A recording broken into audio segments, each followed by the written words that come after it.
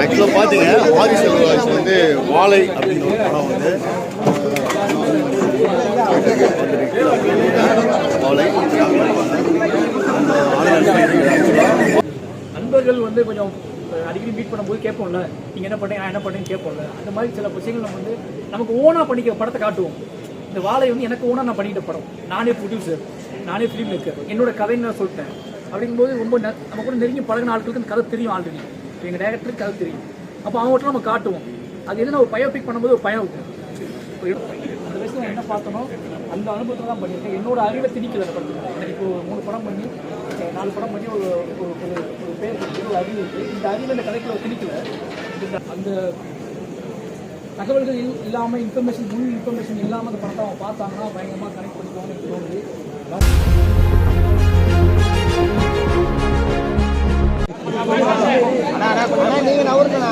நான் அவர்கிட்ட சொல்லிக்கிறேன்.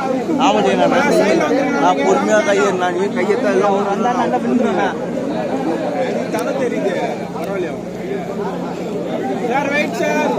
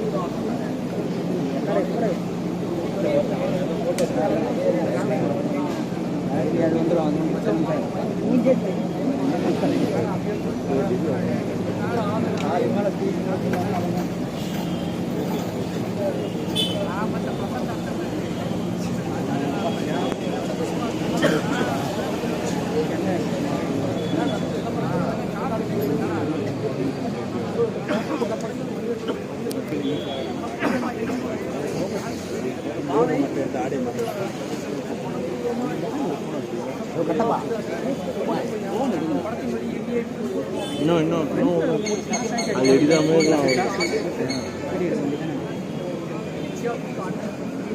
அது இன்னும் ஃபோன் இருக்கு.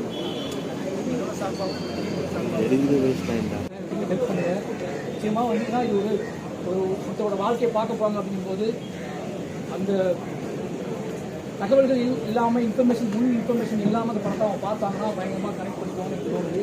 ஆனால் நீங்கள் ஏதாவது கொஞ்சம் இது வந்து பிடிச்சிருக்க படம் தெரியும், அந்த எக்ஸைட்மெண்ட்டுக்குள்ளே இந்த இல்லைன்னா பெட்டராக இருந்தது. நான் மற்ற இறுதி காட்சி வந்து என் வாழ்க்கையில் ரொம்ப முக்கியமான காட்சி. அதை எடுப்பதற்கு எவ்வளோ சிரமப்பட்டேன், எவ்வளோ மனவத்துக்கு உள்ளாச்சுன்னு எனக்கு தெரியும். அது வந்து செயல்படுறேன். அதனால் கொஞ்சம் நீங்கள் வந்து அந்த கொஞ்சம் இந்த படத்தில் கொஞ்சம் முக்கியமான போர்ஷனை வந்து கொஞ்சம் ரிலீவ் பண்ணாமல் இருந்தால் எனக்கு சந்தோஷமாக இருக்கும். ஏன்னா எப்பவுமே நீங்கள் ஒரு படம் பண்ண ஒரு அரசு கண்டிப்பாக இருக்கும். இந்த சிம்பிள் கம்யூனிஸ்ட் இருக்கீங்க, ஆனால் அதையே கொஞ்சம் வெளிப்படுத்தி காட்டல. ரெண்டே ரொம்ப எளிமையாக சொல்கிற விஷயம் பயங்கரமாக இருக்கும். நீங்கள் சொல்கிற மாதிரி தான் தூக்கல் ஆயிடுச்சு அப்படிங்க. அப்போ கொஞ்சம் கம்மி பண்ணிக்கலான்னு சொல்லுவீங்க. நான் அந்த வயசோட அனுபவத்தில் பண்ணியிருக்கேன். அந்த வயசில் நான் என்ன பார்த்தனோ அந்த அனுபவத்தில் தான் பண்ணியிருக்கேன். என்னோட அறிவை திணிக்கல அந்த படத்தில். எனக்கு இப்போ 3 படம் பண்ணி 4 படம் பண்ணி ஒரு பேர் ஒரு அறிவு இருக்குது. இந்த அறிவு இந்த கதைக்குள்ள திணிக்கல. இந்த கதைக்குள்ளே இருந்த பெயினை மட்டும்தான், கதைக்குள்ள இந்த பார்த்த பெயினை மட்டும் தான் அதிகமாக கண்டிப்பாக பண்ணியிருக்கேன். அறிவை திணிச்சா அந்த படம் வேக படமாக வந்துருக்கும். இப்போ நீங்கள் திணிச்சுன்னு சொல்கிறீங்க, ஆனால் வந்து அந்த காலத்தில் வந்து நிறைய பேர் வந்து பச்சை குற்றத்துக்கே வந்து டிஸ்கஷன் பண்ண வேண்டாம். கரெக்ட்ண்ணே. என்னன்னா அந்த சிம்பிள் மேக்ஸிமம் யாரும் போட மாட்டாங்க. ரஜினியில் அது அதான் சொல்கிறேன். அது வந்து போட்டிருக்காங்கன்னு தான் கதை. அப்படி போட்டு வாழ்ந்துருக்காங்க, காதலிச்சிருக்காங்க, கஷ்டப்பட்டிருக்காங்க, துயரப்பட்டிருக்காங்க. அதோடு சேர்ந்து தன் வாழ்க்கையை முழுசாக ஏதாவது மாற்றியும் நம்பியிருக்காங்க. அந்த நம்பிக்கையை தான் நம்ம காட்டுறோம். இப்போ அது என்ன சொல்றது தெரியல எனக்கு. இப்போ நீங்கள் பார்த்துட்டீங்க, இது மக்கள் பார்க்கும்போது எப்படி கனெக்ட் பண்ணிக்குவாங்க. நல்லா இருக்கு, அதுக்காக தான் கேட்குறோம். இல்லை அதுதான் சொல்கிறேன். நான் மொத்தமாக இந்த சமூகம் என்ன சொல்றதுன்னு பார்த்துட்டு என்னோட பதிவில் சொன்னால் பெட்டராக இருந்துச்சு. ஏன்னா நான் இன்னும் வெயிட் பண்ணுறேன். எப்பவுமே படைப்பாளிகள் வந்து மொத்தமாக ஒரு விஷயம் பார்த்ததுக்கப்புறம் அது தப்போ ரைட்டோ அந்த சமூகம் என்ன சொல்லுது நல்லா கேட்டுட்டு நம்மளே வந்து பேசுறது அடுத்தவங்க கேளுங்க தான் பேசுவோம்.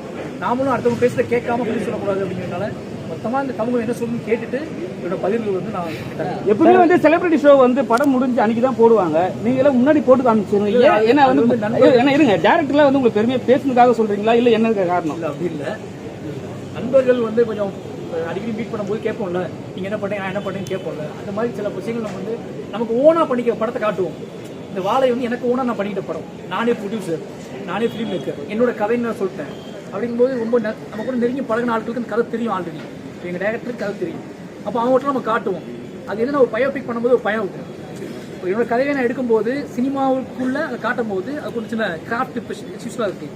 அப்போ நம்ம தெரிஞ்ச நண்பர்கள்ட்ட, நம்ம மதிக்கக்கூடிய ஆட்கள்கிட்ட முதல்ல பர்சனலாக போட்டு காட்டுறது, அது எல்லாம் பண்ணுறது தானே. ஒரு நாவல் எழுதுனா, ஒரு கதை எழுதுனா வாசி கொடுக்குறோம்ல பிரசவம் ஆகிறதுக்கு முன்னாடி, அதே மாதிரி தான் இதுவும். இவ்வளோ க்ரௌடை சேர்த்து படம் பார்க்கல, ஒவ்வொருத்தரும் தனித்தனியாக பார்த்தவங்க, தனித்தனியாக பார்த்து அவங்க கரெக்ஷன் சேஞ்ச் பண்ணியிருக்கோம், அவங்க சொன்ன கரெக்ஷன் சேஞ்ச் பண்ணியிருக்கோம். அந்த டிஸ்கஷனுக்காக பண்ணது எல்லாமே. ஏன்னா நான் ஒரு 3வது படத்தையும் என்னோட பயோபிக் பண்ணுறேன்.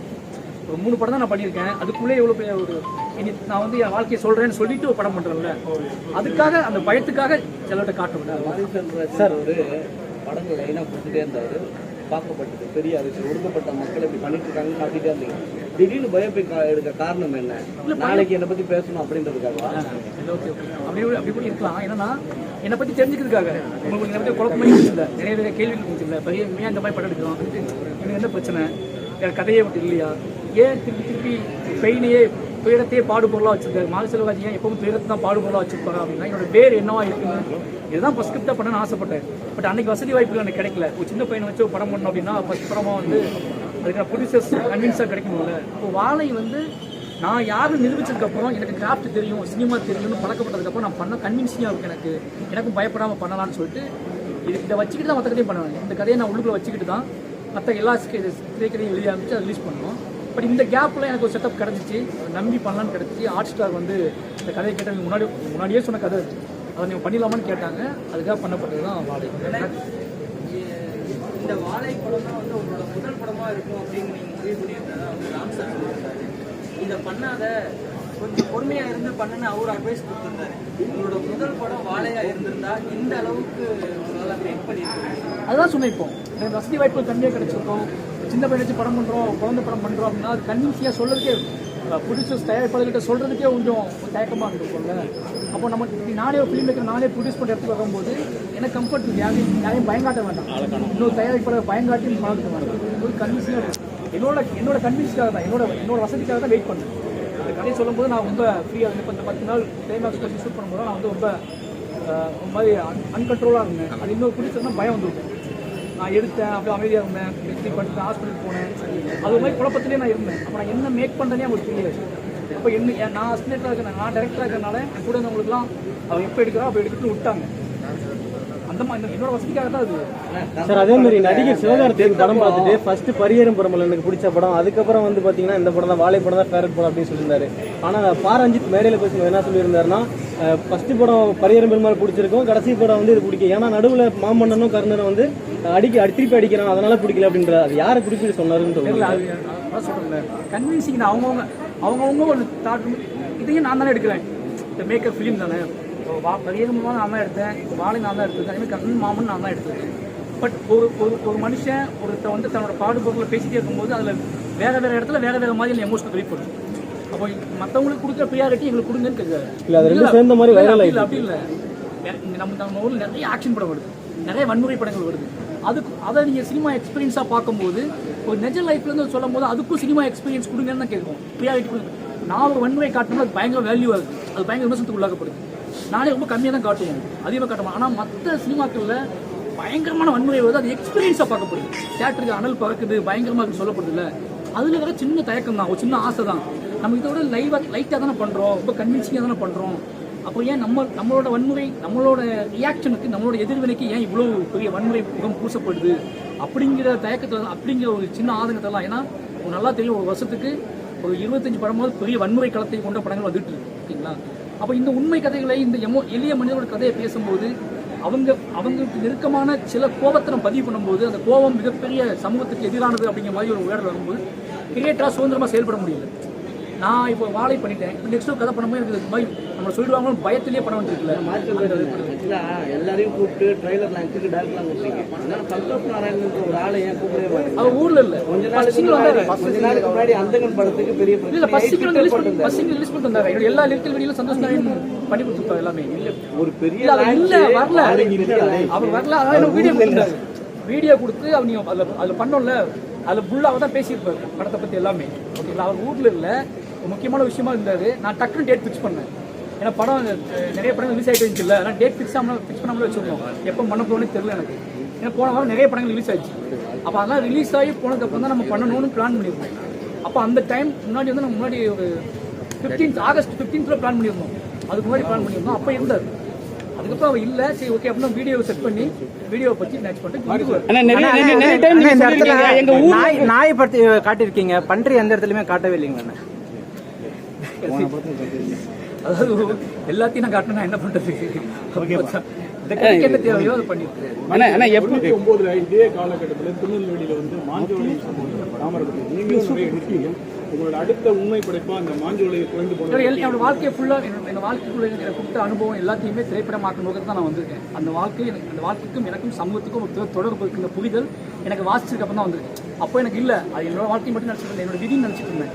அது சினிமா இருக்கும்போது நான் கிளம்பி வந்து சினிமா கற்றுக்கிட்டதுக்கப்புறம் லிட்ரேச்சர் கற்றுக்கிட்டதுக்கப்புறம் நம்ம வாழ்க்கைக்கும் இந்த சமூகத்துக்கும் ஒரு தொடர்பு இருக்குது, நிறைய கொஸ்டின் ஆன்சர் இருக்குன்னு புரிஞ்சுக்கிட்டு என்னோட கதைகளை நான் படம் பண்ணிக்கிறேன். மாஞ்சோலை சம்பவம் சினிமா ஆகும். இல்லை அதான் சொல்கிறேன், எல்லாம் கண்டிப்பாக பண்ணுவேன், பண்ணாமல் போக மாட்டேன், கண்டிப்பாக பண்ணுவேன். உங்களுடைய படங்களை கடைசியாக விமர்சிச்சு இருக்கிறேன், மனதிலிருந்து பாராட்டி இதெல்லாம் மாலை அப்படின்னா ஒரு மனசுல திட்டிப்பை விட உங்களுடைய வரிதான் எனக்கு வரும். ரொம்ப நன்றி சார். அதுக்காக எடுக்கப்பட்ட ஒரே ஒரு சின்ன இது மட்டும், அந்த டீச்சர் காட்சிகளை வந்து கொஞ்சம் குறைச்சிருக்கலாம்னு சொல்லிக்கிறேன். என்னன்னா எல்லாருக்குமே அது மாதிரி ஒரு டீச்சர் மேல ஒரு ஃபீலிங் இது இருக்கும். இப்ப நான் நேற்று மேல கூட பாத்தீங்கன்னா பல பேர் வந்து இதோட அடிப்படை கதையை விட்டுட்டு சார் அந்த விஷயத்த பேசக்கூடாதுன்னு பேசக்கூடாது. புரியுதா? எது கன்வின்சிங்கா இருக்கு மேடையில பேச முடியும். நான் இப்ப நீங்க என்ன கேள்வி கேட்டாலும் நான் பதில் சொல்லுவோம்ல, நான் ஒரு கதையை வெளிப்படுத்தாம பதில் சொல்லுவோம்ல. டீச்சர்ஸ் பத்தி அதிகமாக பேசினாங்கன்னா அதுக்கு பின்னாடி ஒரு பெரிய கதை இருக்கு. அந்த கதையை ரிவீல் பண்ணக்கூடாது அப்படிங்கிறதுக்காகத்தான் அவங்க பேசினாங்க.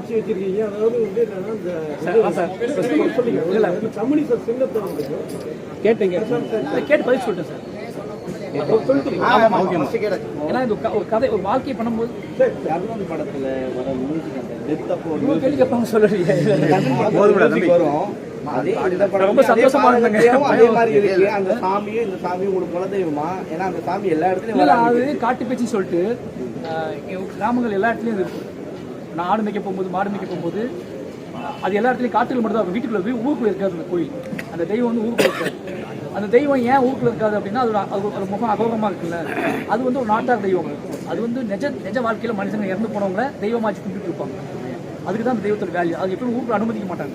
இப்போ எனக்கும் அந்த தெய்வத்துக்கும் நிறைய கனெக்ட் இருக்குது. நான் நிறைய இடத்துல பார்க்கும்போது அந்த சிலையோட நிறைய இன்ட்ராக்ட் பண்ணியிருக்கேன். என் வாழ்க்கையில் என் வீட்லேயே அது மாட்டிச்சு இருக்கேன். நான் என் வாழ்க்கையில் ஒரு என்ன சொல்கிறீங்க, அம்மா அந்த கதையை பற்றி நிறைய சொல்லியிருக்காங்க. அப்போ எனக்கு பயங்கரமான மோட்டிவேஷன்லாம் இருந்தது வந்து அந்த தெய்வத்தை எனக்குமான உரையாடல் தான். ஏன் கேட்டேன்னா ரஞ்சித் படத்துல புத்தர் எல்லா இடத்துலையும் ஒரு சிம்பிள், அடுத்த மாரி செல்வராஜ் படத்துல இந்த சிம்பிள் வந்துகிட்டே இருக்கு. அதான் சொல்றேன், ஒரு கனெக்ட் தான். வந்து நம்ம சின்ன வயசுலேருந்து நம்ம எது அதிகமாக கனவு, எது அந்த தெய்வம் அதிகமாக கனவு வந்து இப்போ நான் வீட்டு வரைக்கும் சென்னையில் வீட்டு வரைக்கும் மாட்டிருக்கேன் அப்படின்னா எனக்கு வந்து மற்ற தெய்வங்களை விட இந்த மாதிரி சிறு தெய்வங்கள் என் வாழ்க்கையை வந்து மிகப்பெரிய ஒரு என்ன சொல்றது பெயினுக்கு உள்ளாக்கிட்டு இறந்து போயிருப்பாங்கல்ல, அவங்க எனக்கு ரொம்ப கனெக்ட் ஆவாங்க. அந்த கதையை கேட்டு வளர்ந்தவன் நான். அதனால் அந்த காட்டு பேச்சு அப்படிங்கிற தெய்வம் வந்து என்னோட கதைகளில் முக்கியமான பங்கு வகிக்கும். அப்படின்னா ஒரே கொஸ்டின் என்னன்னா, நீங்க வந்து இப்போ வந்து நீங்க சொல்லியிருக்கீங்க வாழ்வியல் தான் எடுத்திருக்கீங்க, என் ஊரை சார்ந்து தான் எடுத்திருக்கேன்னு சொல்லியிருக்கீங்க. இப்போ வந்து இந்த ஃப்ளட்டில் வந்து நீங்க போயிட்டு எல்லாரும் ஹெல்ப் பண்ணீங்க, அதை சார்ந்து நிறைய பேர் வந்து உங்களை வந்து விமர்சிச்சாங்க. ஸோ அதை திருப்படிக்க தான் என் ஊரை வச்சு நான் படம் பண்ணுறேன்னு பண்ணிக்கிங்க. ரிலீஸ் நான் என்னவா இருந்தாலும் என் ஊர் மக்களோட வேரோட வாழ்ந்துட்டு இருக்கேன். என்னோட கதைகளுக்கும் அங்கே தான் எடுத்து வரேன். தையம் பெருமாள்லேருந்து என் மக்கள் எனக்கு ரொம்ப மீட்டிருக்காங்க. நான் எப்படி சொன்னாலும் நடிப்பாங்க, என்ன சொன்னாலும் செய்வாங்கல்ல. அவங்க ஒரு பெரும் துயரத்தில் இருக்கும்போது நான் போனதுனால தான் நிறைய விஷயம் நல்லா நடந்துச்சு. போன வாரம் வந்து ரஞ்சித் அவர்கள் விக்ரமா பெரிய ஒரு இது கொடுத்துருக்காரு. அவங்க பையன் பைசன் ஸ்டார்ட் பண்ணிருக்கீங்க, எந்த அளவுக்கு போயிட்டு இருக்கு? அவருக்கு இதே மாதிரி 70% படம் முடிஞ்சிருச்சுங்க. இந்த வாழை ரிலீஸ் பண்ணதுக்காக கேப் விட்டுருக்கோம். ஏன்னா ரொம்ப நாள் ஆயிடுச்சு போட்டு இதுக்கப்புறம் ஒரு 20-25 days ஷூட் இருக்கு. அது முடிச்சா நிச்சயமா அது உங்க மனுஷன் அந்த கதையா இருக்கும். சிறுநேந்திர பெருமாள் ரஜினி ரசிகராக தான் கேட்டுட்டு நீங்க ரஜினி கூட சந்திச்சு பேசினீங்க. அவரை வச்சு 172 படம் பண்ண ஐடியா இருக்கா? பேசினீங்களா? பேசிட்டு ரெண்டு பேருமே அவருக்கு ரொம்ப பிடிக்கும், எனக்கு அவ்வளோ பிடிக்கும். கமல்ஹாசன் பிடிக்காதா படங்கள்? ஏன்னா அதுலேயே தான் போட்டுக்கிறீங்களே. எனக்கு அவர் கூட படம் பண்ணணும்னு ஒரு ஆசை இருக்குது, அவருக்கும் ஆசை இருக்குது. ஏன்னா மாமனன் பார்த்துட்டு ஏன்னா பெரிய பெருமாளும் கூப்பிட்டு பேசினாரு, கண்ணனும் கூப்பிட்டு பேசினாரு, மாமனனும் கூப்பிட்டு பேசினாரு. அதனால பேச்சுவார்த்தை. தேங்க்யூ, ரொம்ப நன்றி. ஆக்சுவலாக பார்த்தீங்க வாரிசு வந்து வாழை அப்படின்ற ஒரு படம் வந்து வாழை சூப்பராக பேசினார், வேறு லெவலில் இருந்துச்சு. பார்த்துட்டீங்க, அந்த ப்ரெஸ் மீட் முடிஞ்சிச்சு, எல்லாம் போயிட்டு இருக்காங்க. அடுத்தது நம்ம வந்து குப்பன் படத்தில் வந்து ஆடியோ லான்ச் பார்க்க போகிறோம். நான் கண்டிப்பாக கொடுக்குறேன், கண்டிப்பாக மிஸ் பண்ணாமல். ஓகே, பாய்.